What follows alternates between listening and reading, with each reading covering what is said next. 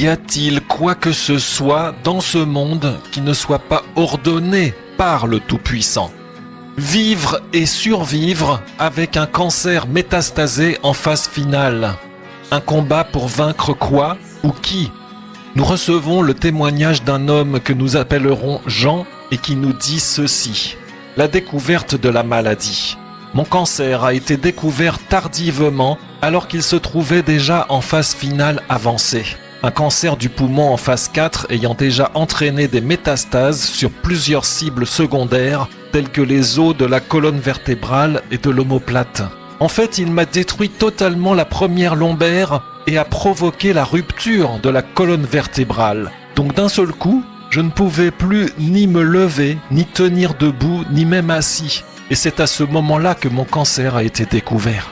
Mais je bénis le Seigneur parce que j'aurais dû être handicapé, mais il ne l'a pas permis. J'ai été opéré en urgence et des broches ont été vissées sur les vertèbres de chaque côté de celles écrasées et détruites afin de rétablir la colonne vertébrale. Il s'agit d'une opération assez longue et risquée car les vertèbres voisines étaient métastasées elles aussi. Mais aujourd'hui, 1 an et demi plus tard, je marche quasi normalement et c'est pourquoi je rends grâce au Créateur qui m'a fait grâce.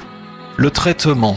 Ayant perdu 16 kilos, 23% de mon poids, après mon opération du dos, la convalescence a été difficile et rendue plus compliquée par le traitement anticancéreux qu'on m'a fait commencer.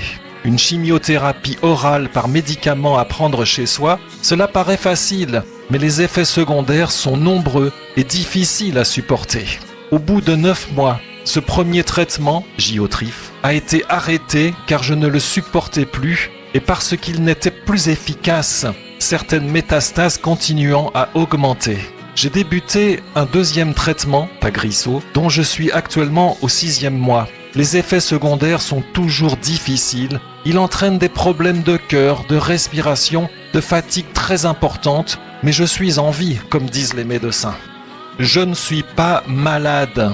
Cela va vous étonner, mais oui, c'est ce que je dis. Je ne suis pas malade. Mon corps, oui, est malade, mais mon âme n'est pas malade. Le Seigneur nous a beaucoup parlé, à moi et à ma femme durant cette période. Nous avons compris que le plus important, c'est de sauver notre âme et non pas notre corps. Le Seigneur créateur n'a-t-il pas autorité sur tout ce qui se passe dans ce monde? Or, lorsqu'il permet ou ordonne des maladies dans notre vie, c'est pour nous faire réfléchir et nous attirer à lui, car c'est lui qui a la solution.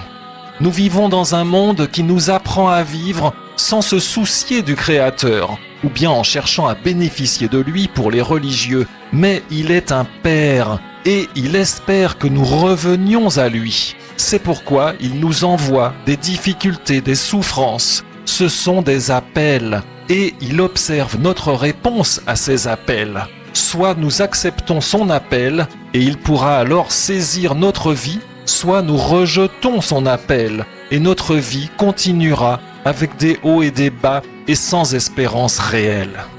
Et maintenant, quelle est mon espérance?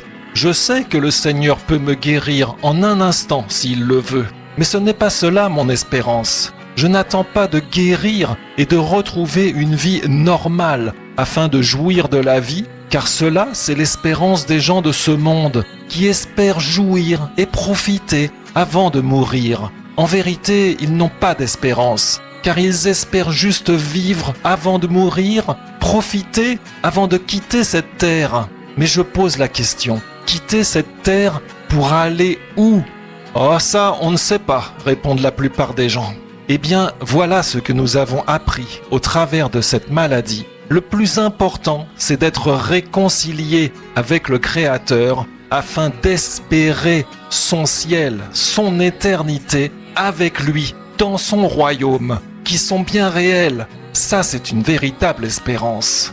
Cherchez cela et vous cesserez de survivre dans ce monde. Vous découvrirez ce que le Créateur a en réserve pour vous. Une vie riche et non des richesses temporaires de ce monde. Une vie de plénitude et non de petits plaisirs passagers comme on nous propose dans ce monde. Une vie bénie, c'est-à-dire sous le regard bienveillant d'un Père, le meilleur des pères. votre Créateur. Souffrance. Nous avons aussi découvert que le Créateur souffre bien au-delà de ce que l'on pourrait imaginer, et lorsqu'il nous fait traverser des souffrances, des maladies, il nous fait porter un peu de sa souffrance à lui, ce qui est une grâce, difficile à comprendre, mais grâce quand même. Il souffre comme un père qui souffre à cause du rejet de ses enfants, les gens de ce monde, qui préfèrent vivre sans se soucier de lui. Bien sûr, il les frappera et il les jugera, mais c'est une grande souffrance pour un père. Cherchez-le et cherchez à vous soumettre à lui, et il vous révélera cela si vous devenez son enfant, son intime. Or, c'est cela la meilleure espérance, devenir fils ou fille du Tout-Puissant. Qui aurait-il à espérer de plus grand? La vie de tous les jours, c'est comment, direz-vous? Le Seigneur est fidèle et il nous donne chaque jour la force nécessaire pour faire ce qu'il nous donne à faire et vivre ce qu'il veut que nous vivions pour lui. Les examens, les consultations, les traitements, la vie de tous les jours est un combat, mais elle est forcément réussie si nous vivons pour lui, pour accomplir sa volonté. Et c'est pourquoi il nous donne toujours la force nécessaire pour surmonter son épreuve. C'est ce qu'il nous a fait constater. Un dernier mot. On entend dire, tant qu'il y a de la vie, il y a de l'espoir. Mais qu'est-ce qu'on nous fait espérer dans ce monde? Une vie de 70 ans, 80 ans, alors que les Écritures nous disent que toute âme a été créée pour l'éternité? Ne vous trompez pas d'espérance. Espérez le ciel et vous ne pourrez pas être déçus. Car non, ce n'est pas en passant à la télé et en devenant célèbre ou riche que l'on réussit sa vie, mais c'est en recevant l'accomplissement de ce pourquoi nous avons été créés. Et seul le Créateur, celui qui nous a créés et aimés et manifestés à la vie, peut faire cela. Jérémie 5, verset 30. Il est arrivé sur la terre une chose étonnante et horrible. Les prophètes prophétisent le mensonge, et les prêtres dominent par leurs mains, et mon peuple prend plaisir à cela. Que ferez-vous quand elle prendra fin? Comprenez, quand votre vie prendra fin. Jean 1, verset 1. Au commencement était le Logos. Comprenez, la cause créatrice. Et le Logos était vers l'Élohim, et Élohim était le Logos. Toutes choses ont été faites par lui, et rien de ce qui a été fait n'a été fait sans lui. En lui était la vie, et la vie était la lumière des humains. La lumière était la véritable qui illumine tout être humain venant dans ce monde. Il est venu chez les siens, et les siens ne l'ont pas reçu. Mais à tous ceux qui l'ont reçu, à ceux qui croient en son nom, il leur a donné le pouvoir de devenir enfants d'Élohim, lesquels ont été engendrés non de sang, ni de la volonté de la chair, ni de la volonté de l'homme, mais d'Élohim. Notre monde vit actuellement ces dernières heures de son âge actuel, le temps des nations, et il est atteint d'un cancer qui s'ignore et qui est dans sa phase terminale, l'apostasie, la méconnaissance de son Créateur, Sauveur, Concepteur, Rédempteur. Il est temps de revenir à lui afin d'être arraché de cette mort avant qu'il ne soit trop tard. Criez à moi, dit le Seigneur. Amen. Message en téléchargement sur uneparolepourmonpeuple.net. Y a-t-il quoi que ce soit dans ce monde qui ne soit pas ordonné par le Tout-Puissant? Vivre et survivre avec un cancer métastasé en phase finale. Un combat pour vaincre quoi? Ou qui? Vaincre quoi? Ou qui? Je ne suis pas malade. Mon corps, oui, est malade, mais mon âme n'est pas malade.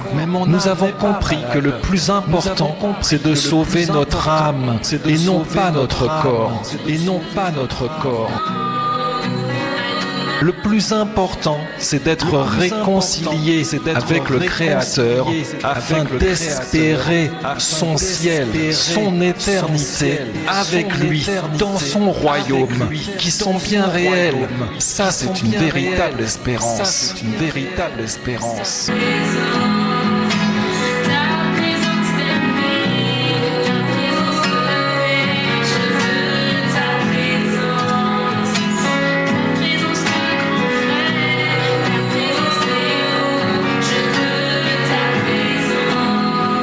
Le Seigneur est fidèle et il nous donne chaque jour la force nécessaire pour faire ce qu'il nous donne à faire et vivre ce qu'il veut que nous vivions pour lui.